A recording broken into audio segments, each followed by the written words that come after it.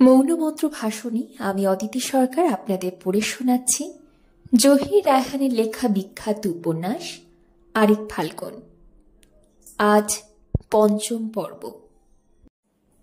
সেবার তোমাদের এখানে দেখেছিলাম কিনা তাই। জাহানারা মুখ টিপে হাসল। তাই বলো। তারপর থেকে ডলির কথা প্রায় ভুলে গিয়েছিল মনি। মাঝে মাঝে যে মনে হতো না তা নয়, তবে সে মনে হওয়ার মধ্যে প্রাণের তেমন সাড়া ছিল না। তখন প্রথম বর্ষে পাঠ চুকিয়ে দ্বিতীয় বর্ষ অনার্সে পড়ছে মনি। এমনি সময় একদিন বিকেলে জাহানারাদের ওখানে বেড়াতে গিয়ে ডলিকে আবিষ্কার করল সে। টেবিলে বসে চা খাচ্ছিল ওরা। ওকে দেখে জাহানারা মৃদু হাসল। মনিম যে, এসো।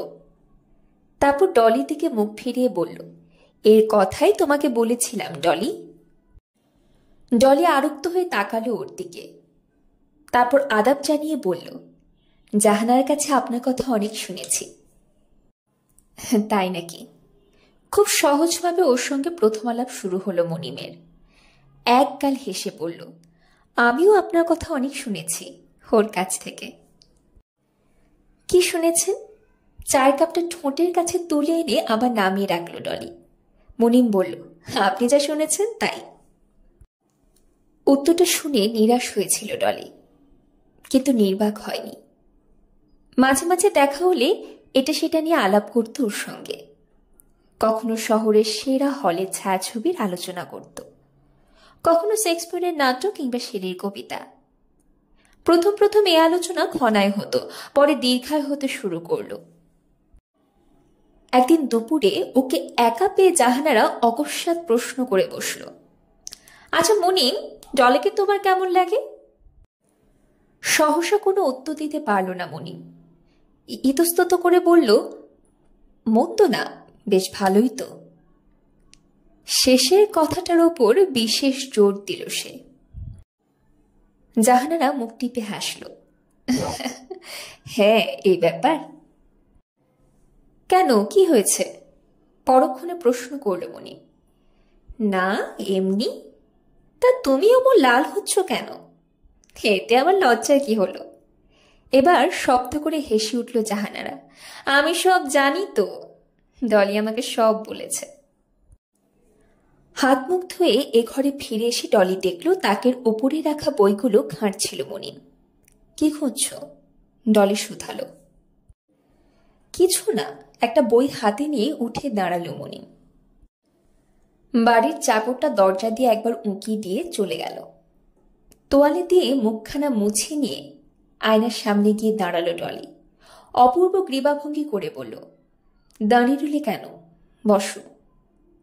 বইটা তাকের ওপরে রেখে দিয়ে মনিম আস্তে করে বলল, না, এবার চলি। না। মুহূর্তে খোলা দরজাটার সামনে পথ আগলে দাঁড়ালো ডলি। পাগলামো করো না, আমার এখন অনেক কাজ। কি কাজ? জানো তো সব, তবু আবার জিজ্ঞেস করো কেন? না, এমনি। কাপড়ের আঁচলটা আঙুলে পেঁচাতে পেঁচাতে মৃদু গলায় জবাব দিল ডলি। তার মুখখানা ম্লান আর বিবর্ণ। খানিকক্ষণ চুপ থেকে আবার বলল সে, আজ আমার জন্মদিন। জন্মদিন? তাই তো, একেবারে ভুলে গিয়েছিলাম। কোনোদিন হয়তো আমাকেই ভুলে যাবে। অদ্ভুত গলায় জবাব দিল ডলি। মনি ইতস্তত করে বলল, কি যাতা বলছো ডলি?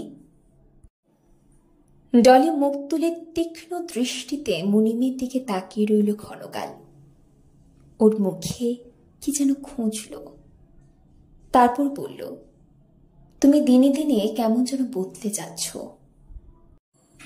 বদলে যাচ্ছি? পরিবর্তনটা কোথায় দেখলে তুমি? সর্বত্র। যেমন? নিজে বুঝতে পারো না? ওটাকে উদাহরণ দিয়ে বলে বুঝিয়ে দিতে হবে? অত্যন্ত পরিষ্কার গলায় টেনে টেনে কথাগুলো বলল ডলি। মনিম নীরবে দাঁড়িয়ে রইল। মনে মনে একটা উত্তর খুঁজছিল সে। কি বলবে ভেবে না পেয়ে বলল, চলি। এবার আর বাধা দিল না ডলি। বিষণ্ণ মুখখানা অন্যদিকে ঘুরিয়ে নিয়ে দরজার সামনে থেকে সরে গেল সে। আজ বিকেলে আসছো তো? হ্যাঁ, আসবো। ওর কাছ থেকে বিদায় নিয়ে একটু পরে রাস্তায় বেরিয়ে এলো মনিম। দুপুরের দিকে রোদ খুব কড়া হয়ে উঠল।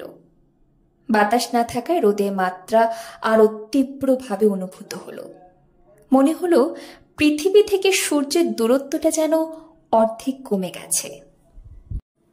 ভিক্টোরিয়া পার্কের পাশে তার শোবার ঘরখানায় বসে বজলে হোসেন গরমে অস্থির হয়ে পড়েছিল। একটা কবিতা কি একটা গল্প যে লিখবে তাও মন বসছে না। ইউনিভার্সিটিতে ক্লাস ছিল 3টে, 2টো অনার্স, একটা সাবসিডিয়ারি।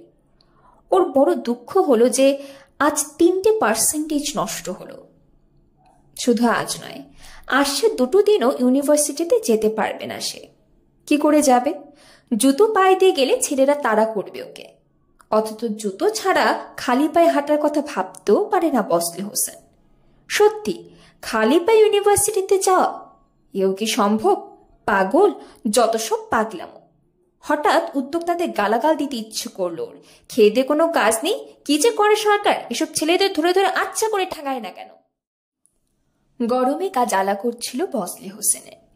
বন্ধু মাহমুদকে আসতে দেখে মনটা প্রসন্ন হয়ে উঠল। বিছানা ছেড়ে উঠে বলল, মাহমুদ যে, এসো, কি খবর? উত্তরে কাঁধটা বেশ কায়দা করে ঝাঁকালো মাহমুদ। তারপর সিগারেটে একরাশ ধোঁয়া ছেড়ে বলল, এদিকে একটা কাজে এসেছিলাম, ভাবলাম তোমাকে এক নজর দেখে যাই।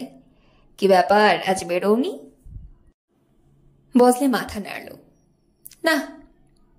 সিগারেটে একটা টান দিয়ে মাহমুদ কি যেন ভাবতে লাগলো। গোয়েন্দা বিভাগে চাকরি করে সে। এককালে কবিতা লেখার বাতিক ছিল খুব। আজ এ পর্যন্তই। উপন্যাসের বাকি অংশ পাবেন পরবর্তী ভিডিওতে।